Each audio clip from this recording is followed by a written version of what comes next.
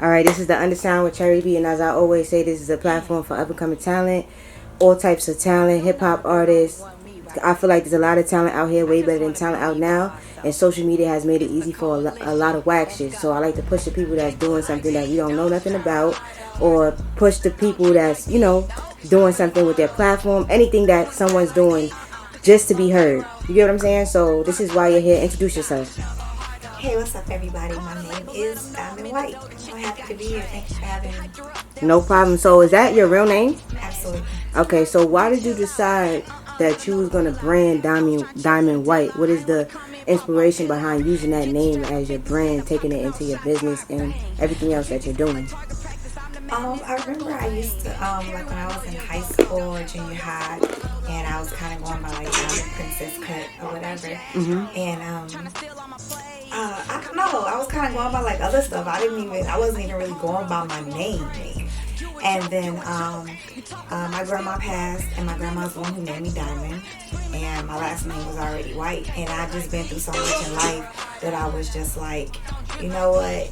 Diamond is made from pressure, and I'm not going to get in this game without pressure, because I'm going into the game differently. I'm going into the game not sleeping my way to the top, being totally against the grain of what most female rappers are anyways. And so I was like, what better name than to go by my name? And that's just what it was. And so I was like, let me go trademark that. Okay, yeah, I like that. I like that. So you're from Houston, Texas. Yes. How did your environment have an impact on where you are today within your music and your business? My environment, I grew up in a good environment. It was kind of like a mixture. So I kind of grew up being exposed to, the suburbs and the streets. So I was able to incorporate that into music, and it played a big role in just who I am as a person, because I have that balance. You know what I mean? So I can be real corporate with you, or we can go street. Like, it's whatever. Like, I'm very balanced when it comes to just how I live my life, how I'm structured, who I'm around. I can pretty much adapt in any room. You know what I mean? And I've seen a lot of things that's made me be like, okay, I want to be better than this. I don't want to do that. I don't want to make those mistakes. And then I've seen things that I thought were very good. It helped me want to strive to, be a better person and do better things than what I had seen, in some situations growing up. Okay. So I see you do everything. You do music, acting, all of that. So music was the first thing, right? Yes, music is my passion. So I want to say, how did you transition from music how was the transition from music to acting? I've always loved acting. Like, when I was in school, I took acting classes. So I was in theater 1, 2, 3, and 4. So it was just the music industry as a whole. Like, I would say the entertainment industry as a whole. I've just always been really into, the entertainment industry. I loved acting, and I loved music. I really only did modeling because it just helped me build relationships and meet with people to help me network what I wanted to do as far as is music. Okay, that's fire. So, you said what would you describe your genre of music? Do you have a specific, or are you just a versatile artist? I'm pretty much versatile, but I love hip hop. Like, hip hop is, really where it started for me, and that's what I really, really fell in love with. But as far as music, I love music. So I'm pretty versatile in my style. Like, I pretty much write to anything. And, I listen to a lot of different, types of music. And I've also learned how to incorporate different genres into hip hop. But hip hop is my first love. Like, hip hop is what I literally fell in love with and made me say, oh, I want to do music. Okay. So I started rapping when I was 10. Okay. That's when I really started, and at that point, it was an outlet for me. It was a way to kind of express myself as a child. It was kind of journaling things that I was going through, things I had experienced, things I wanted to, do, whatever. And I just kind of fell in love with hip hop. And it was actually a friend of mine. He was older. He was in high school. I was still in elementary, I think. And he was like, hey, we're going to get a rap group. called The Damn Fools, and I was like, okay. So I went home and told my mom in this rap group, and so from there it just like I just really began to take it seriously. So I was now going to the studio and all kind of stuff, and I was like in junior high. Okay. So how did it feel? So was the rap group all men? Yes. So you was the only female? I was the only female, and it was crazy because I was so young. Like, they were all older than me, and they used to take me to like college parties, and I'd be rapping and all that, and I was just this little girl, you know what I mean? And so yeah, I was the only girl. So how was that? Because you know it's kind of the same thing now. Not saying that you're the only girl, but being a female in a male-dominated industry, you was a female in a male-dominated group. Right. At the time it was cool. Like, I loved it because we just vibed really well, and we really made some really dope music. And it took a turn when the guy that I was actually in a group with. Jealous? No. The crazy thing about it, he ended up getting in some trouble. Okay. Right? So he goes to jail. Again, there's this age difference, right? So I'm still in school. He's graduating at this point, and he's, he goes to jail. So then I felt like I was out here by myself. And then there were other guys that would come and be like, oh, we're going to be in a group. And then I was in a group. And then I started experiencing jealousy with other men. So then I'm going to shows and I'm doing shows, and then they're coming and gravitating to me and wanting to work with me and not necessarily the guys. And so then the guys trying to shut you down, and they become jealous, or they get to the point to where you meet other guys in the industry and then they want to date you, and then they're still jealous. So it's just it was just hard. And then I got to the point I was like, you know what, I'm just diamond white. I'm just gonna be me, and I'm gonna do this. I don't want to be in a group. Okay. Right, that's how it should be. All these niggas is jealous. Yeah. Especially when you a dominant, independent woman. Absolutely. They feel like they want you to need them. They want you to need them. And the way that the industry is kind of set up and structured now, any female that was, coming out or typically comes out, she has to be co-signed for a guy. And I kind of didn't want that, because you're only as hot as your co-sign. And when your co-sign falls off, so do you. And so I had noticed that with different females in the industry, how they came out with this cosign and everybody was with them, and then when the cosign fell off, then their career kind of, fell off too. And I didn't want to be there. I wanted to come out and stand on my own and do my own thing, and I kind of wanted to come out differently, because the stuff that y'all are going to, I don't need your cosign. A lot of these dudes that were coming out putting out these females, they're also writing their records. Yeah, I was writing my own records. So why do I need you to co-sign for me when I'm writing my own stuff? Nigga, I'm the co-sign. So, I felt like I didn't need that. I didn't want to come out and need you to co-sign to put me in a game that I have been grinding for, that I've worked for, and then you come in and you take all the credit. That's a fact. Oh my God, I felt that. Yes. Felt that. So talk to me about the inspiration behind Like Me, the song you dropped on August 31st. Yes. So the inspiration behind Like Me, that stimulated from, of course, being in this industry, and it's very male dominated, but now it's becoming oversaturated with females. And I like the fact that a lot of females are in the game. The part that I don't like about it is how they paint the narrative of what a female artist is. It's very trashy. It's like watching soft porn. It's disgusting, and I hate it. And I don't like the fact that it's oversaturated, and it's not oversaturated with talent. It's oversaturated with a bunch of sluts who actually have no talent. And you have these men that are coming in writing all this disgusting material for these females. And so I was watching stuff that I was doing, like, just things I was doing, like how I would move, how I was branding myself. I was watching them kind of steal things that I was doing and branding, like they would kind of take the little boss concept, which I was cool with, but they were misconstruing what a boss really is. Like, y'all out here actually being prostitutes, and y'all selling it off as the boss. And it was just so many things that I was doing, and I was noticing that they was copying everything but my morals, everything but my integrity. They were copying just, how I moved. You stealing the captions off my posts. You stealing if I dress a certain. No, the females. Oh, and the men do it. And then I started noticing men too. Like, men are some they just as bad as these females almost. They are. You know, they was like the females. They was stealing my cash-ins. They was still how I moved. They was trying to steal my play. Like, you know, oh, I'm, you know, did the whole school thing. So then they go, oh, I'm gonna do the school thing. You know, it's like they do what I do, but they try to duplicate it, but they don't do it like me. And I'm just like, you can't be me. Like, no one can outdo Donna White being Donna White. I'm not trying to be you. Be you.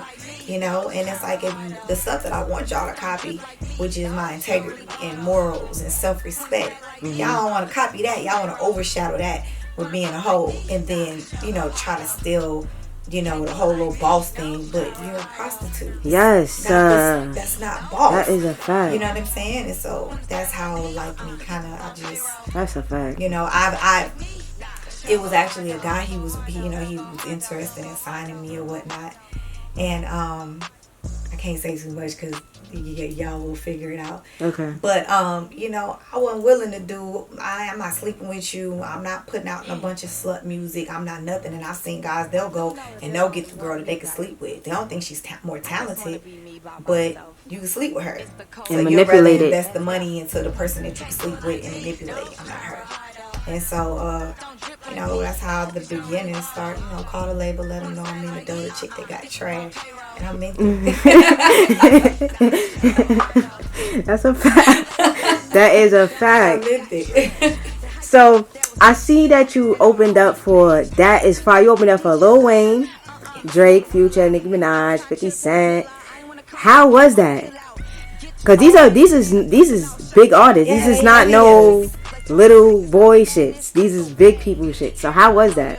It was dope. It was a humbling experience. You know, I was honored to be able to do it, especially doing it and, you know, really out here as an independent artist and doing it by myself and being on these platforms and being able to say that I have graced the stage with people who are considered, you know, great talent. You know what I mean?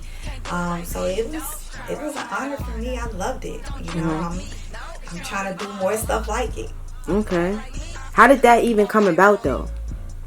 The performances, like, the promoters, it would be different promoters, and they, you know, were like, you know, I think you're dope, I want you to come do my show and blah blah blah. And it was kind of like, even like with coming out here for Rolling Loud, you know, the promoters that hit me, and I'm grateful for that, you know what I mean, because they were asking me to be on shows that they was charging other people $5,000 to be on.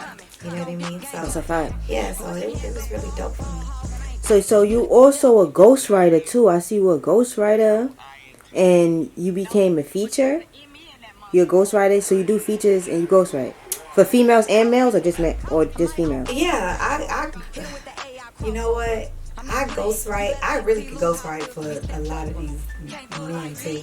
Okay. Because the way that the industry is now developing, like you said, to piggyback off what you said about how you view the industry now, it's like that, and it's so social media has made it way for a lot of whack rappers and a lot of whack talent to become popular and do things that, you know, typically back in the day would have never been accepted in hip-hop. You know, but I not only I ghostwrite, I feel like I ghostwrite these females' career. Like, it's some females in this game, like, they just, I'm like you don't even gotta say much. You said it all. Yeah, like I be really low key ghostwriting their career. They watching me to figure out what their next move and next play should be.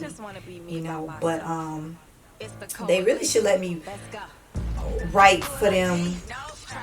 But see, they don't want to let me. They don't want to let me write for them. Cause it's not, it don't fit them, or it's not the truth for them. It's not the truth for them. Yeah. You know what I'm saying? It's not the truth for them. And the stuff that they're going to allow these men to write for them, I'm not going to do it. And then, too, they know that, you know, now it's let up and they know I'm coming. You know what I'm saying? So now that they know I'm coming, they don't want to have to come out and say that I ghostwrite that stuff. That's the reason why I'm saying they write that stuff. You know, you got females out here sleeping with other females ghostwriters. Oh, my God. Game's crazy. I know. I definitely know. The game is crazy. Like, so and as far as the features, I do features, and the crazy thing about it is, and I really don't even like doing features. And that's crazy because I love doing features and I hate it at the same time. Yeah. Because I've done features. People, oh my God, like, you know, as soon as you get off, say, oh my God, you don't want to do a record with you, blah, blah, blah, blah. Other guys who already have female artists, oh, you super dope, I want to get you on a record with my artist, blah, blah, blah. Yeah. And then I do the feature. Then, oh my God, you snap, you murdered it, you this, you that. I can't put the record out like this. She gotta go back in and redo her verse. Or they gotta go back and I gotta go back and redo my verse. Like, you snapped on it, like you killed me on this record. I can't put it out. So it's like I'm tired of doing records and it's not coming out. They're not putting the record out. So it really be like that though. That's real shit. It's crazy. The game is crazy. So you can't take it back or nothing, or like do you sign something before you put it out? That's the thing. They not putting it out. Like, you know but I'm saying? saying, But what like, I really feel like is like once I make it like big, then they're gonna try to release the record. That's probably what it is. Then I'm not gonna give you permission to use the record. Yeah, they want to make that money, that Spotify money. The prices went up. If you have a Diamond White feature right now, you're doing absolutely nothing with it. Understand, and I mean this and with everything in me, and it's no. I'm not even trying to say it to be mean because I love you all the same. It's business. Price is going up. That's a fact. I like that. So, can you tell me some ups and downs you faced being an artist? Being an artist and a woman in this industry. Because you don't only, as a woman, you was not only being an artist, you were modeling, hosting, everything. You could start with the downs and with the ups. Okay. The biggest problem, or the biggest downs, I guess, in this industry would be, it kind of started off with mostly men because of, you know, they're so used to women sleeping their way to the top.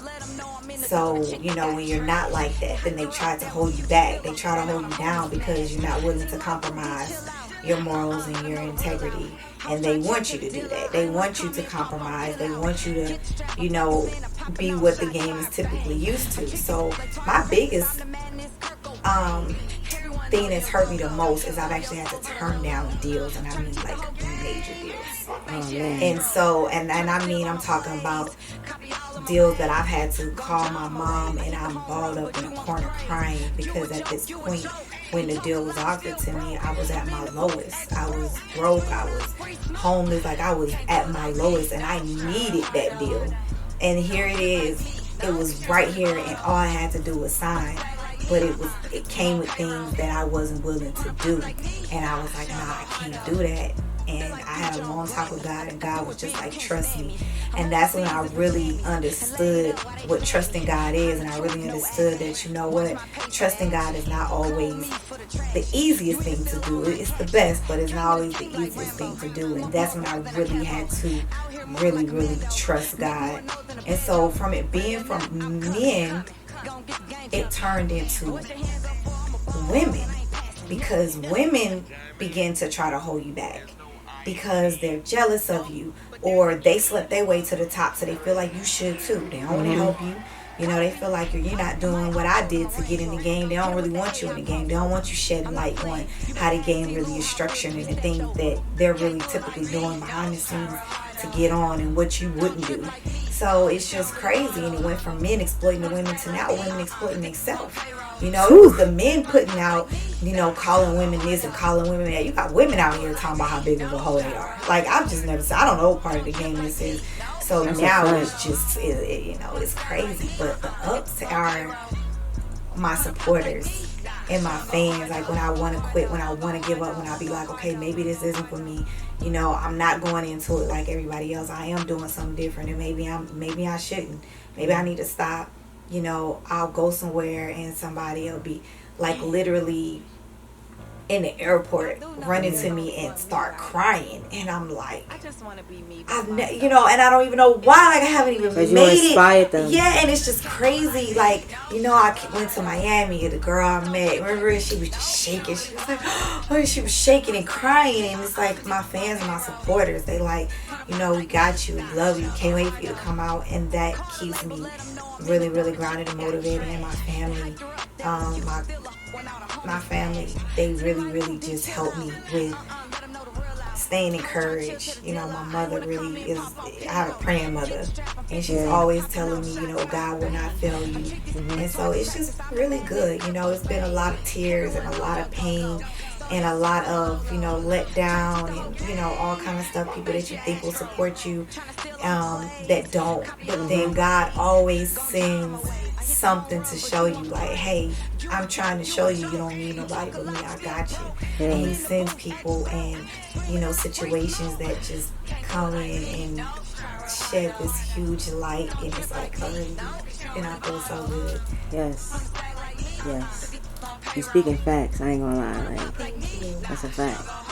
So talk to me about your record label that you're starting it out, Coal Mine Entertainment. What's the inspiration behind the name? Why did you decide to name it that? So coal mine, it stemmed from a couple of different things. So DWC, most people know that is Diamond White Coalition. Actually, I had it on today. Yes. This wasn't even planned for it. Yes.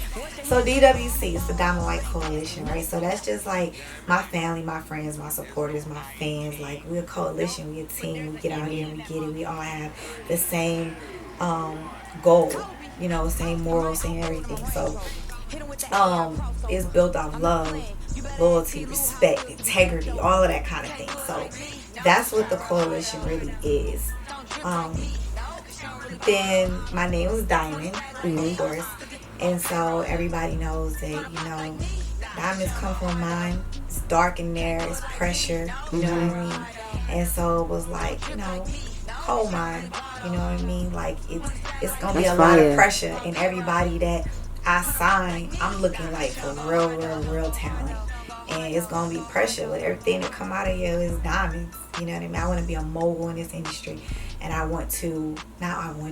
am going to be a mogul, and I'm going to do something different. You know, I can't get these labels to sign me because of what I stand for. I'm gonna sign myself. Yes. You know, and so that's period. How it happened. Period. So then you have the foundation, Diamond White Cares. Diamond White Cares. You know, that's stimulated from just me understanding that me going into this industry and why I was going into it the way I was going into it and not compromising, because it wasn't really about me. It was because of what God has for me to do.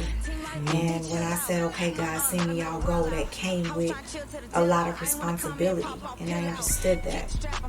And a lot of things that I didn't understand as far as, you know, God, why am I homeless? Why have I gone through this? Why have I gone through that?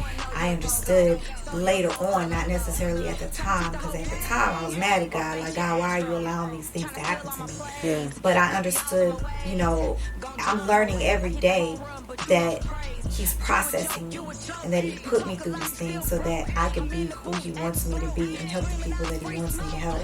And so my foundation, you know, it's a nonprofit, but it doesn't just do one thing. Like, and it's not just, you know, Christmas or Thanksgiving. Like, no, I'm helping people because it's Tuesday. Yes. You know, and it's for the homeless. You know, it's for, you know, you've been convicted of something that you didn't do.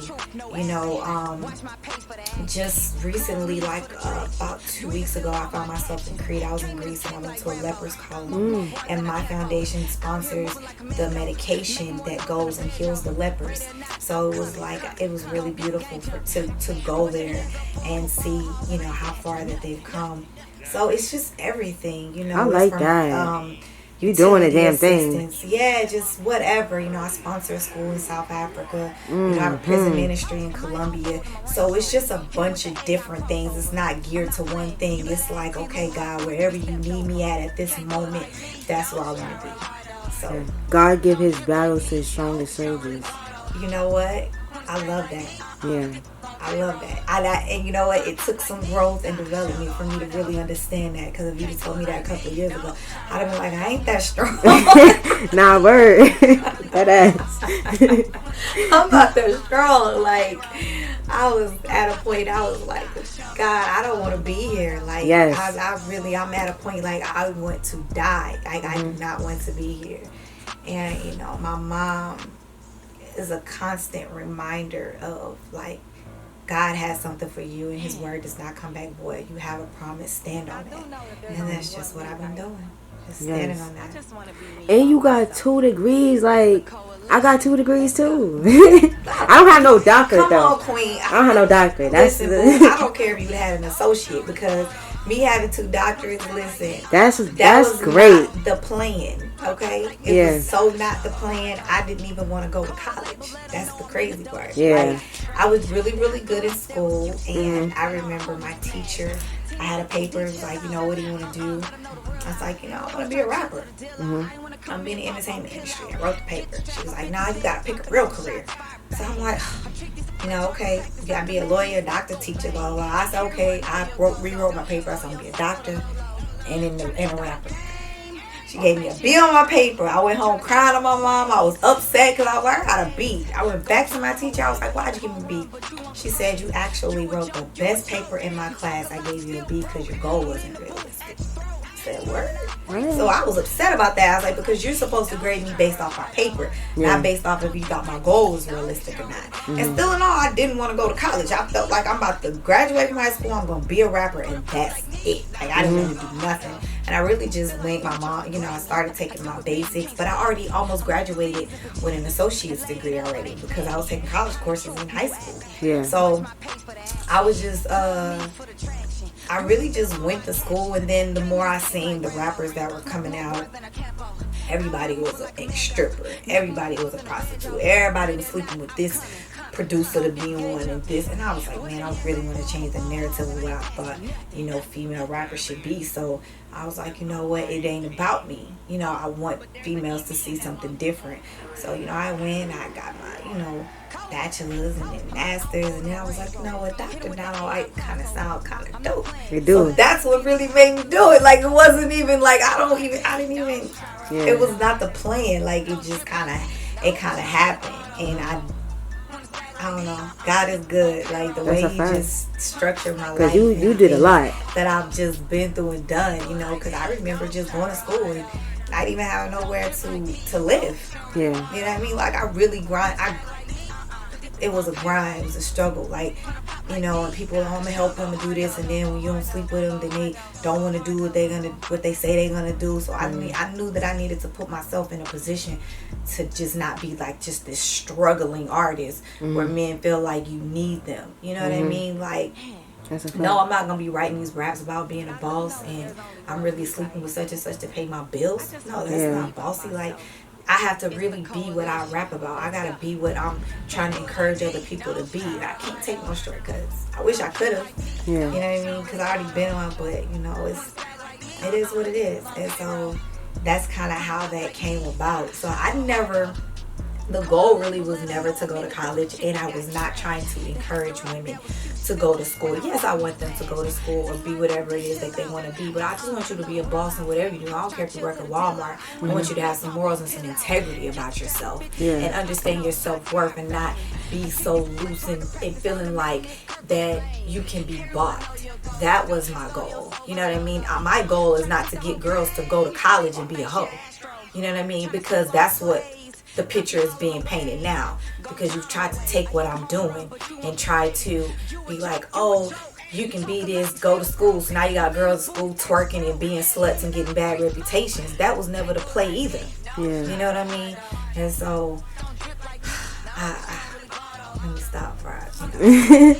So is there any advice you can give somebody that's trying to be in your position?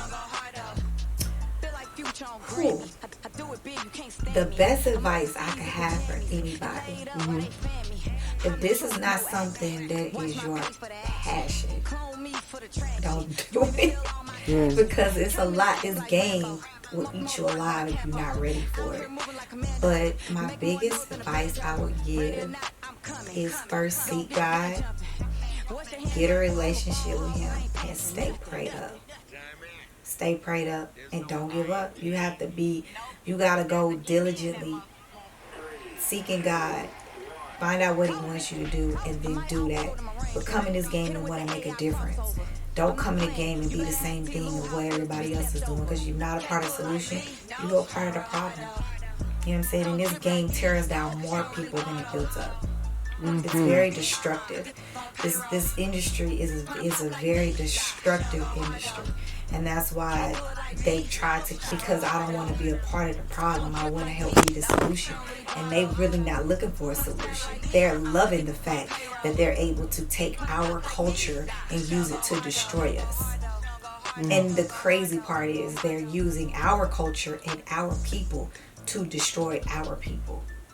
I don't want to be a part of that. That is a fact. You was on here dropping jewels. Thank you. So, what's next for you? Right now I'm just on this promo run. I'm really pushing this single. So I would love everybody that's tapped in for please stream Like Me by Diamond White. I need y'all's help. Like, I'm only, as big as, y'all make me. You know what I mean? I don't have a major label, rich boyfriend that's backing me or anything. This is something that I did. I stepped out on faith, and God has been showing up and showing out. Like, he's been amazing, and I'm really, really grateful to God. I'm grateful for everybody that's really been streaming my music. But right now, I'm really, really focused on this single and doing this promo run and getting all of this up, and I'm really gearing up to dropping something else. You know what I mean? So that's really what I'm really focused on right now, is really pushing this single and showing them that, I don't need nobody but God. Yeah. Like, I really, really don't need anybody but God. He's going to put the right people in position and in place to get done what I need to get done to make sure that I fulfill what he has for me to do. I'm going to thank you for coming on the Undersound with CHERRI B. Thank you. This was a real ass interview, and you was talking your shit, that ass. You was talking your shit, and I appreciate the advice that you were giving people, and you were just keeping it real. And I also want to thank you for showing artists and other people that it is still possible to follow your dreams and do what you want in life, as long as you put the work in. Absolutely. And you stay consistent. So I really appreciate that. I appreciate you for having me, love. Thank you so much. I've had so much fun with you. Okay. Your whole vibe. Thank you. All right, and we're out. Is it okay? Thank you.